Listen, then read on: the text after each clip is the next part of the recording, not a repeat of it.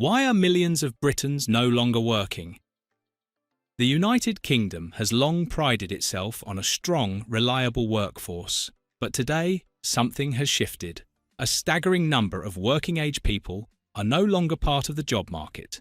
It's not just about unemployment, it's about economic inactivity on a scale the country hasn't seen in decades. Why are millions of Britons no longer working?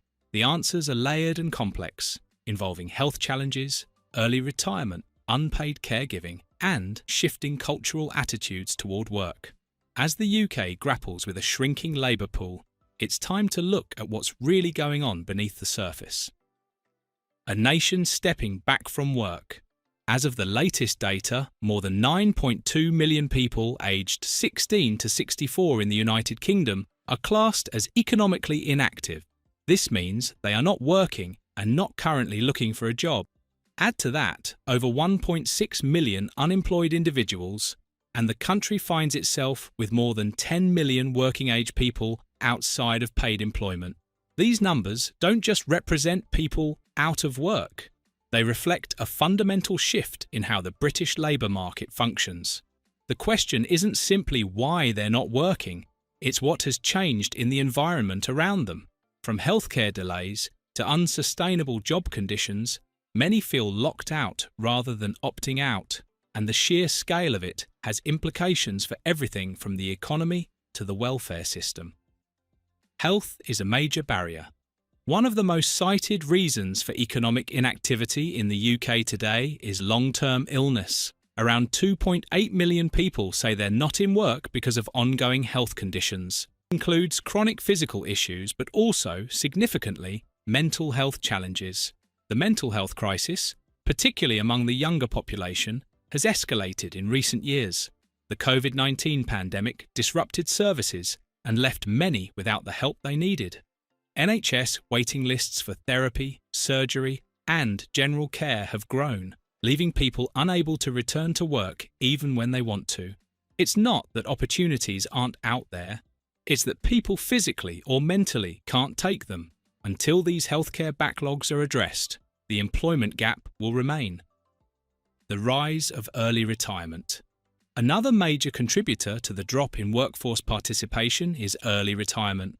Over 1 million people below the state retirement age have decided to stop working entirely. For some, it's a result of burnout or health issues. For others, the pandemic prompted a reassessment of life's priorities.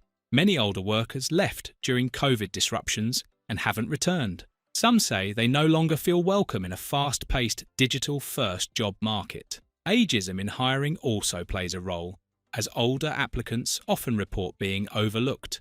Others may have taken redundancy packages or cashed in pensions, finding that they can live modestly without returning to the daily grind.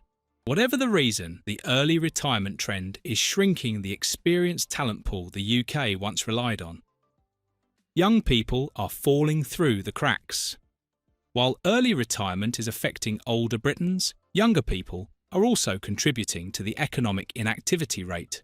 Nearly 1 million people aged 16 to 24 are not in education, employment, or training, known as NEETs. This figure has increased, and mental health is once again a key factor.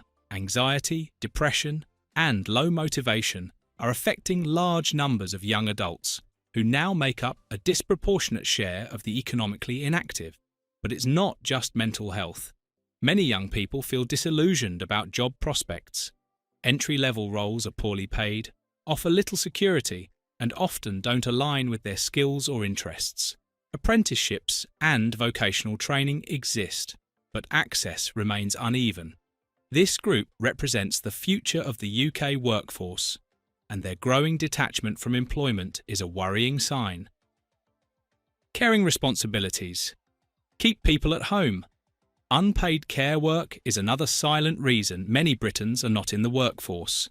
Around 1.7 million people are out of work because they are caring for children, elderly parents, or disabled relatives. Many of these caregivers are women, and they face a tough balancing act between family obligations and earning a living. The cost of childcare in the UK is among the highest in Europe, often making work financially unviable for parents of young children. Meanwhile, Adult social care remains underfunded, leaving family members to fill the gap. Despite efforts to promote flexible working, many roles still don't offer the arrangements carers need. Without more affordable care options and workplace flexibility, these individuals will remain economically inactive, despite their willingness and ability to work. Changing attitudes toward employment. One of the most fascinating trends in the UK labour market is a cultural shift in how people think about work itself. The pandemic served as a wake-up call for many. People began questioning the long hours, daily commutes, and emotional toll that some jobs required. A new set of priorities emerged: well-being, work-life balance, flexibility, and meaning. This shift is most evident in younger workers, but it's influencing people of all ages.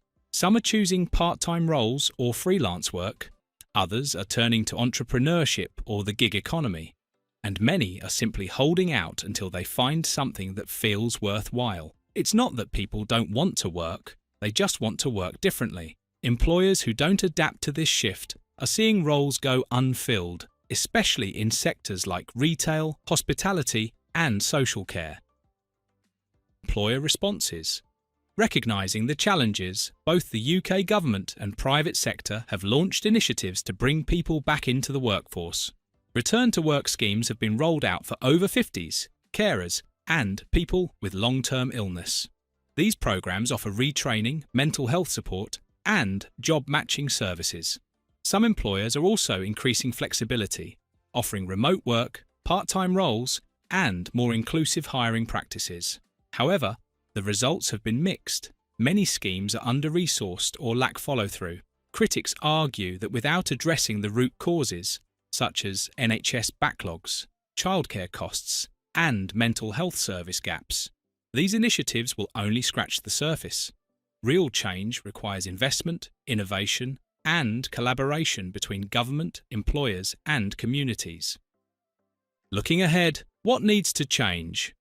To reduce economic inactivity, the UK needs a multi-layered approach.